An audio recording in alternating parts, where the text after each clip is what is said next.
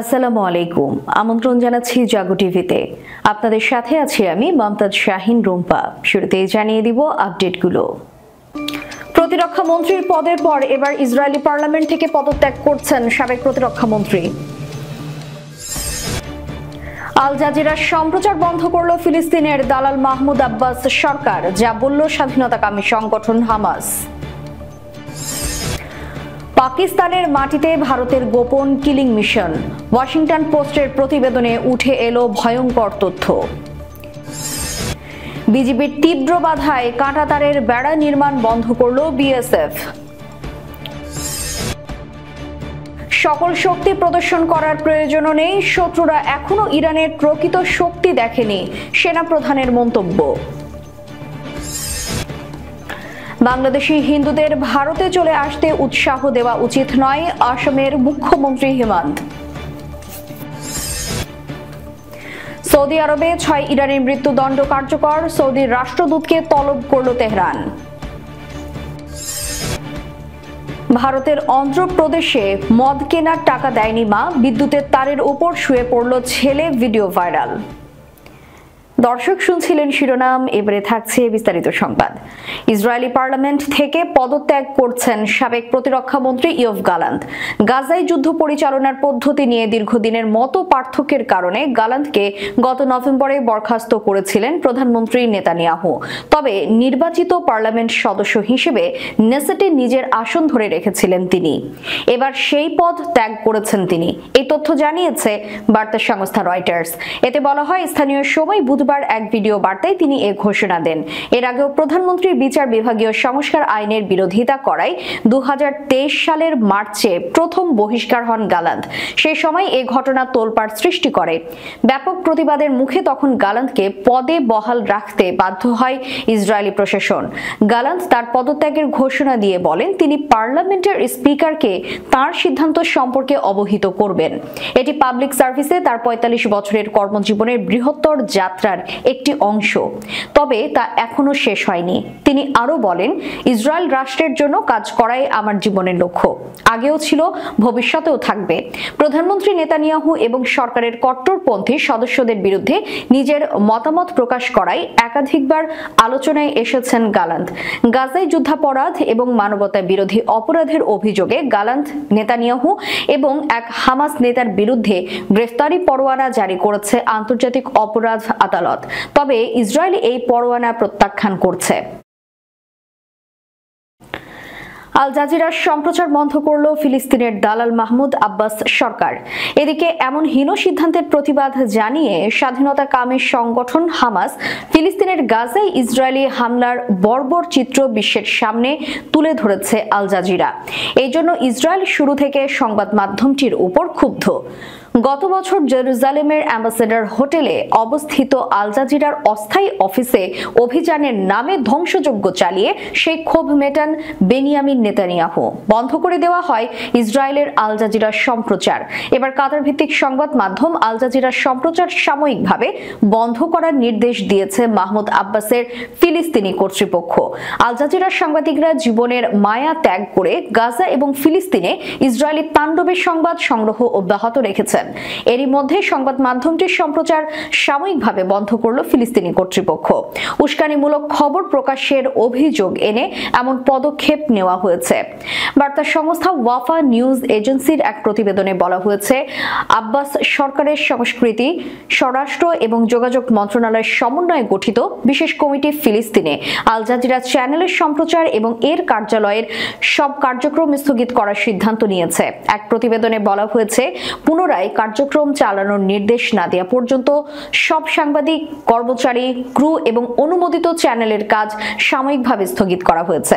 এক বিবৃতিতে বলা হয়েছে, ফিলিস্তিনের অভ্যন্তরীণ বিষয়ে ভুল তথ্য, উস্কানিমূলক বিষয়বস্তু এবং প্রতিবেদন সম্প্রচারের কারণে আল জাজিরার বিরুদ্ধে এমন পদক্ষেপ নেওয়া হয়েছে। এদিকে আল জাজিরার এক কর্মী এএফসির সঙ্গে যোগাযোগ করে নিশ্চিত করেছেন যে রামাল্লায় তাদের কার্যালয় বন্ধ রাখতে বুধবার একটি নির্দেশনা পাঠানো হয়েছে। তবে আল জাজিরা বন্ধের এই সিদ্ধান্তের নিন্দা জানিয়েছে ফিলিস্তিনি স্বাধীনতাকামী সংগঠন হামাস। অধিকৃত পশ্চিম তীরে আল জাজিরা তার কার্যালয় বন্ধ করায় ফিলিস্তিনি কর্তৃপক্ষের সিদ্ধান্তের নিন্দা করেছে।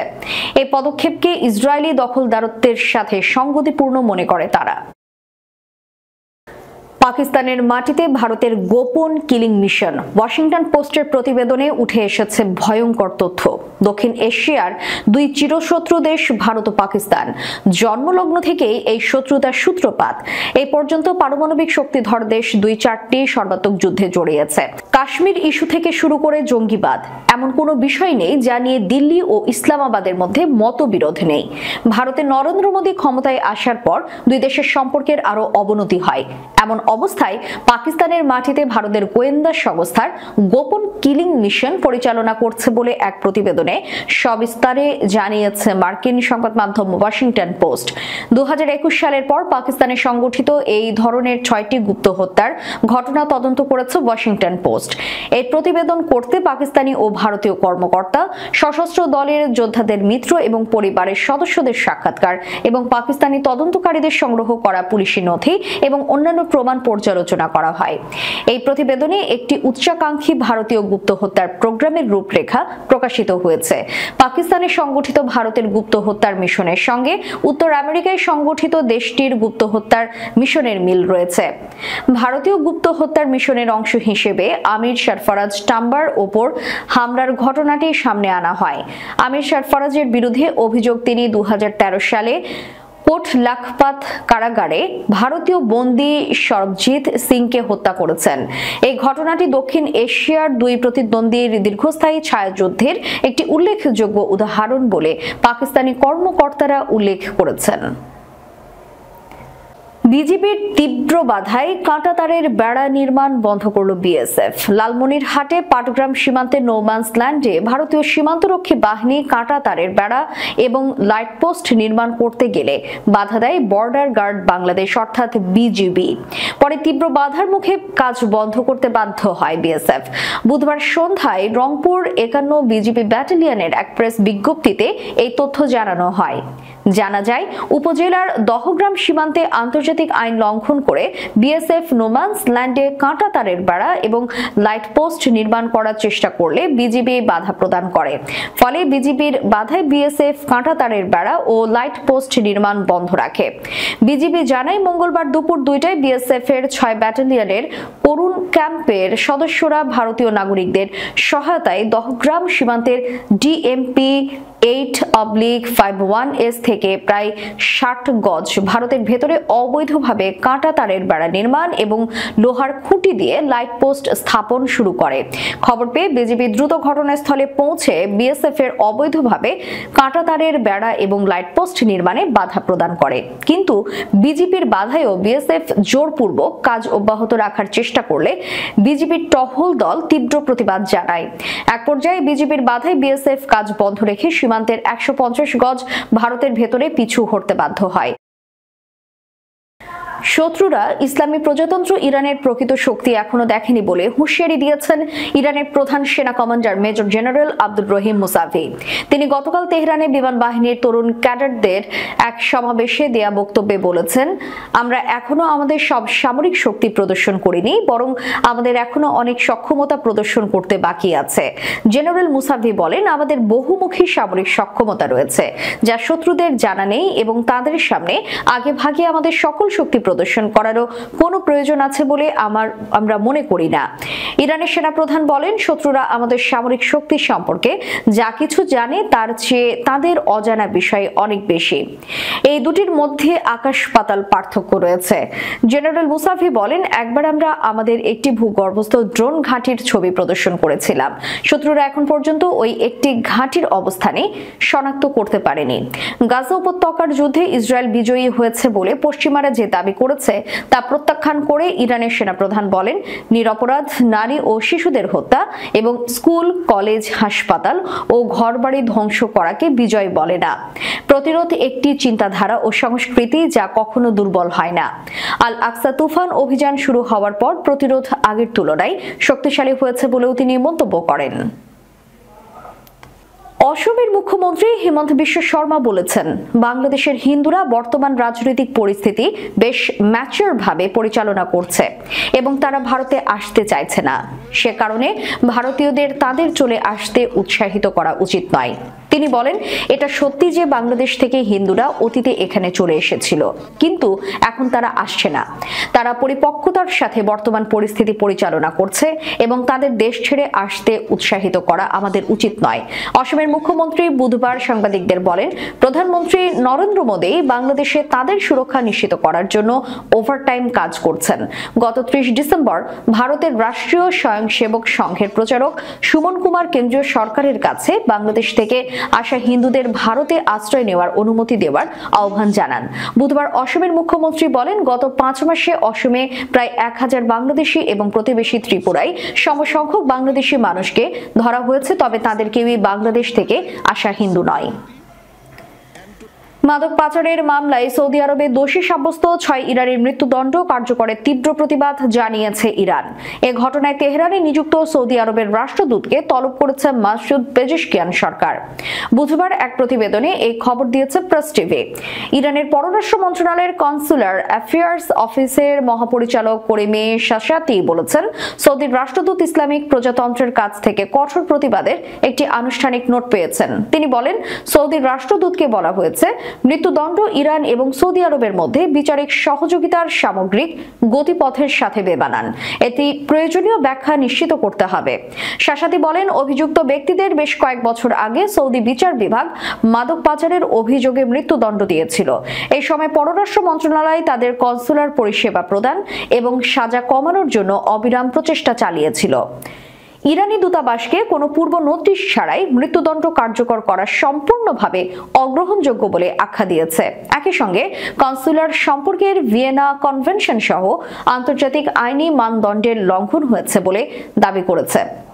ইরানি কর্মকর্তা আরও বলেন, পররাষ্ট্র মন্ত্রণালয়ের একটি আইনি ও কনসুলার প্রতিনিধি দল বিষয়টি অনুসরণ করতে রিয়াদে যাচ্ছেন। মদ্যপান স্বাস্থ্যের পক্ষে ক্ষতিকর, এই সতর্কবার্তা সবসময় দেওয়া হলেও তা আসলে কজনের কানে পৌঁছায় তা নিয়ে বিস্তর সংশয় রয়েছে। এছাড়া অত্যাধিক মদ্যপান করে দুর্ঘটনার খবরও প্রায় সামনে আসে।